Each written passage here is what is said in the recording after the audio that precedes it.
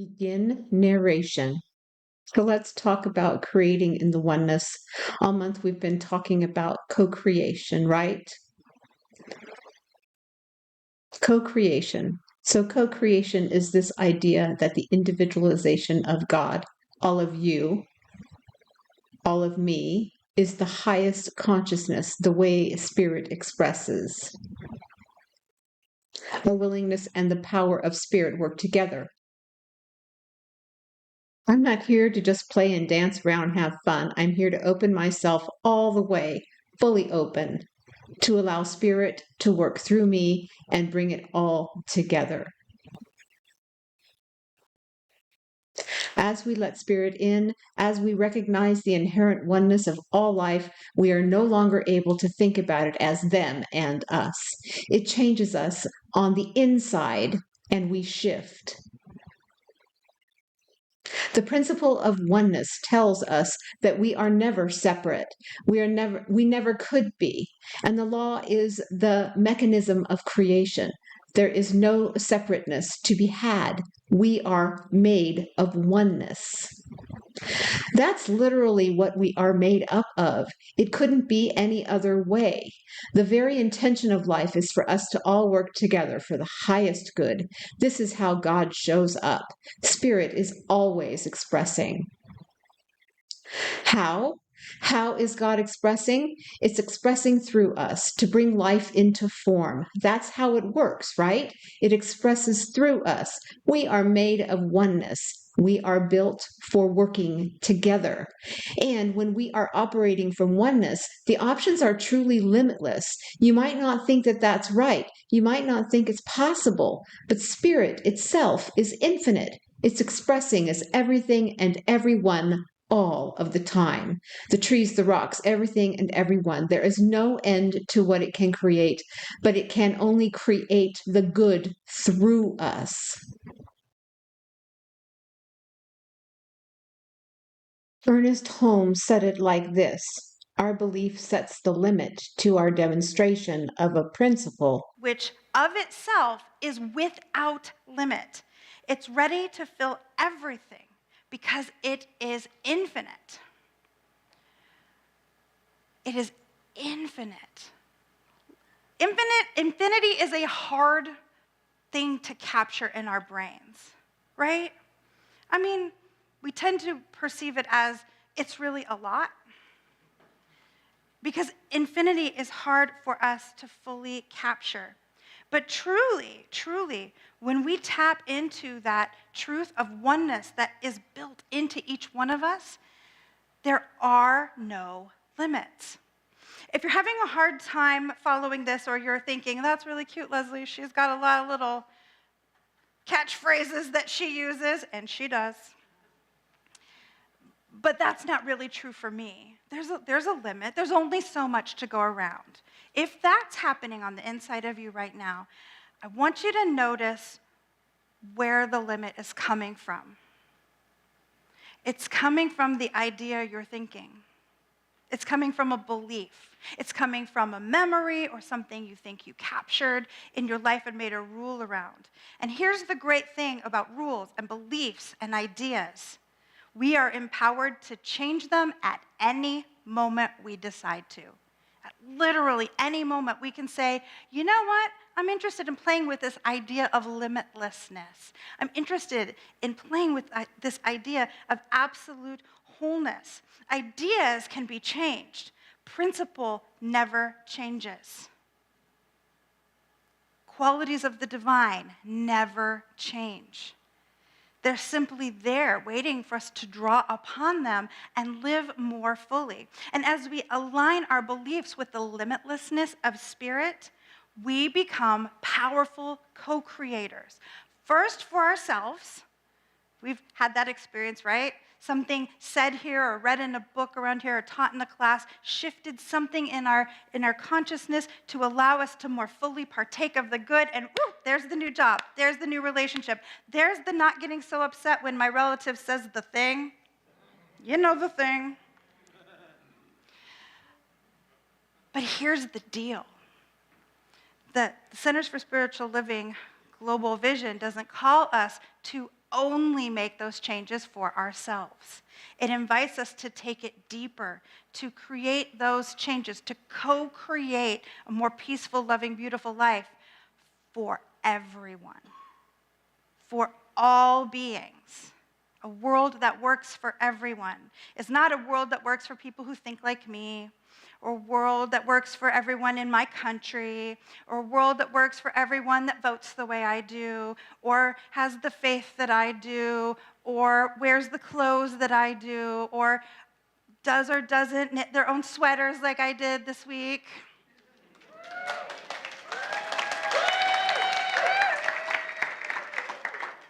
No, it calls us into everyone, the whole world, the whole world. And so this brings me to our story for this week, our story from Braiding Sweetgrass, our final one, a word of love out to everyone in our Braiding Sweetgrass study group. We had the most luscious conversation last week, and I'm looking forward to the next one. So here's the story. One morning, Robin's morning walk among birdsong and new leaves was interrupted by thoughts of a phone call from her third grade daughter's teacher. And she had called to say that her daughter had begun refusing to speak the Pledge of Allegiance. She wasn't being disruptive or misbehaving. She just sat quietly in her seat and wouldn't join in. And the teacher was calling just because I thought you would want to know. In Robin's own childhood, the pledge had puzzled her. She had no idea what a republic was. I think that's true of many third graders. And she didn't understand why they would pledge their allegiance to a flag, an inanimate object, rather than the land itself. Robin's farm was within the ancestral homelands of the Onondaga Nation, which is northern New York, I believe. And on the reserve, just a few ridges away from her farm, there was a group of children in a school speaking a very different kind of Pledge of Allegiance. The students would gather to share the Thanksgiving address, or the words that come before all else. This is how that message goes. Today we have gathered, and when we look upon the faces around us, we see that the cycle of life has continued. We have been given the duty to live in balance and harmony with each other and all living things. So now let us bring our minds together as one as we give greetings and thanks to each other as people. Now our minds are one. And the children would murmur, now our minds are one. We're thankful to our Mother Earth, for she gives us everything we need for life. She supports our feet as we walk upon her. It gives us joy that she continues to care for us, just as she has from the beginning of time. To our mother, we send thanksgiving, love, and respect. Now our minds are one. As the address goes on, it gives thanks to the water in all its many forms of waterfalls and rain, mists and streams, rivers and oceans, snow and ice. And then to the fish and the plants and the berries and the medicine herbs. Each loving paragraph ended with, now our minds are one. The trees and the animals, the birds, especially the eagle, who is the leader of all the birds. Leaders are the first to offer their gifts. I love that definition of leadership. Leaders are the first to offer their gifts. So there's veneration for the eagle, as well as the maple, the leader of the trees. It reminds the whole community that leadership is rooted not in power and authority, but in service and wisdom. Thank you to the four winds, brother, sun, grandmother, moon, the enlightened teachers through the ages, our Creator. The address is, by its very nature of greetings to all who sustain us, long. This reading is much amended.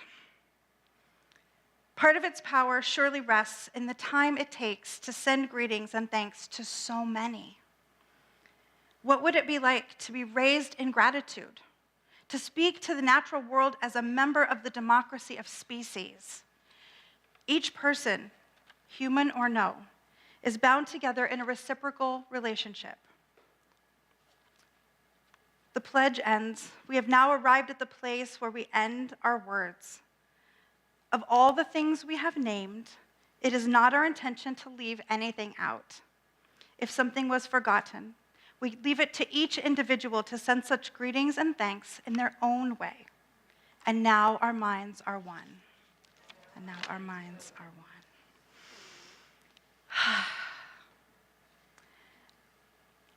Leaning into this idea gifted to us by the Onondaga Nation allows us to open up in a new way to a new question. To what do we pledge our allegiance? To what do we pledge our allegiance? And asking this question has the potentiality to move us from saying things like, that's not my fault. I didn't do it. It's not my responsibility. How many times have those thoughts entered your consciousness, even just this week? And it invites us to instead ask questions like, what do you need? How can I help? I'm sorry you're hurting. What a different way to address challenges, miscommunications, what I lovingly call kerfluffles in the world. We are so busy pointing out that it is not our fault, that we did not cause this, getting our defenses up and our walls built and our armor on, that we forget that just in all my love, I am so sorry. I am so sorry this happened. How can I help?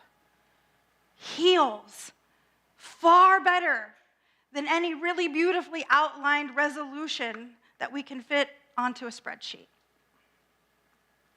Allegiance simply means devotion or loyalty to a person, group, or cause. Devotion or loyalty to a person, group, or cause. I pledge my allegiance to peace, independent of any violence going on around me. I pledge my allegiance to love, even when it feels like I'm the only one in the room holding that intention. And each one of us in this beautiful teaching that does not tell us what to believe or what to do, it leaves us with the responsibility to decide for ourselves. It leaves us to look back upon the instances of the past and ask, what would I have done there? Would you have hidden Anne Frank? Would you have smuggled Jews out of Poland and Germany and Switzerland? Would you have joined the walks in the South in the 50s and 60s? Would you have held in prayer people you will never know? Only you can answer those questions, and the infinite questions I'm not asking because I think that you will eventually want to leave this room.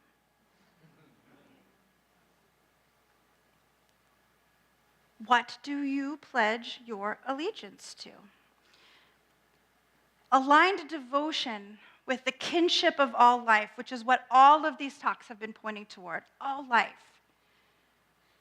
Every fish, every moving bit of water, every heart, every animal, every person. Aligned devotion with kinship of all life equals the expanded capacity to co-create. If you've ever been wondering, why is the thing I want not manifesting? Are you really tapping into the allness of the one? Because it isn't just a tool.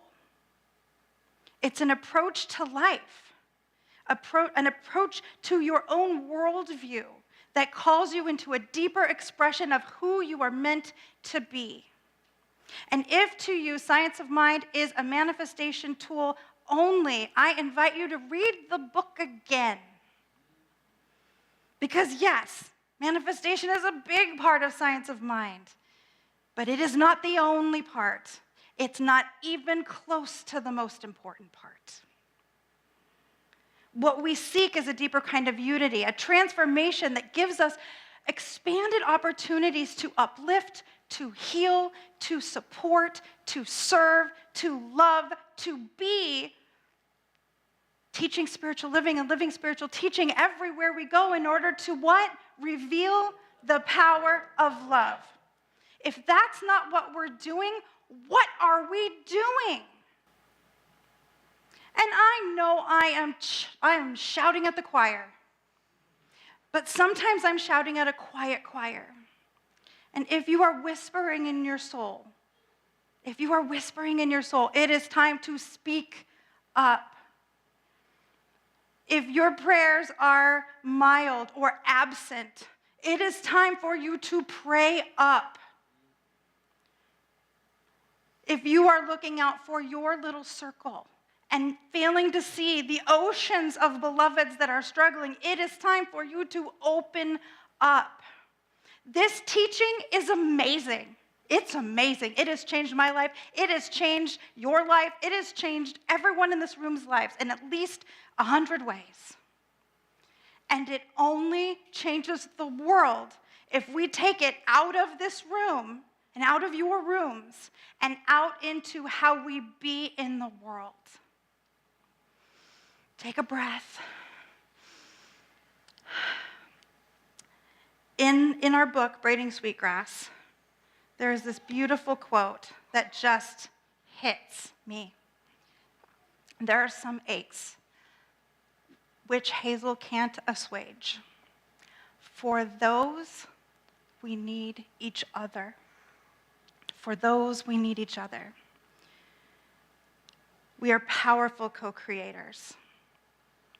Are we ready for the infinite possibilities of sacred kinship and all the good that follows? Are we ready? Yes. If you are ready, here is my invitation to take this question into your place of intention this week in your practice. What good might we create together with the infinite power we have been given? What good might we create together? And so it is.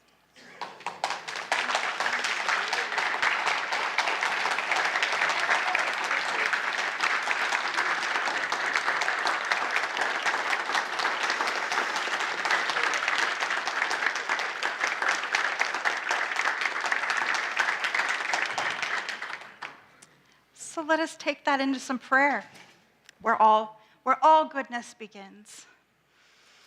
How good it is in this moment to breathe the air of God, to hear with the ears of the divine,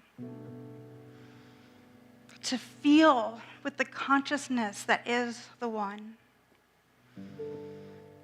How good it is to feel the energy of the beloveds around us, even through the technology of life itself, reaching partners and members literally all over the world. How good it is to feel the connection with our CSL brethren all over the planet, and our new thought brothers, sisters, and gentle thems through unity, through divine mind, divine science, our Unitarian Universalist friends,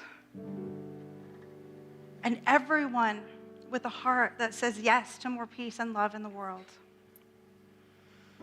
How good it is to know that we can bring whatever is on our heart or our mind or our body into this place of consciousness that is the divine, and be met with healing, with wholeness, with beauty and love. And so I speak a word over every upset thought, over every bit of illness or pain, over every feeling of lack in any way. And I call it not the truth, not the capital T truth, not the inevitability of beloveds, That even while we experience the effects of the world, the divine is within us, rising up bigger than that, and bigger even than that. And I am so grateful to know this truth, to know this love reaches everywhere there is upset, everywhere there is pain, everywhere there is grief, with the heart of yes and the grace of healing. And so I just let it be. Into the law that knows how to make the seemingly impossible so. And I let it do its work as we say together, and so it is.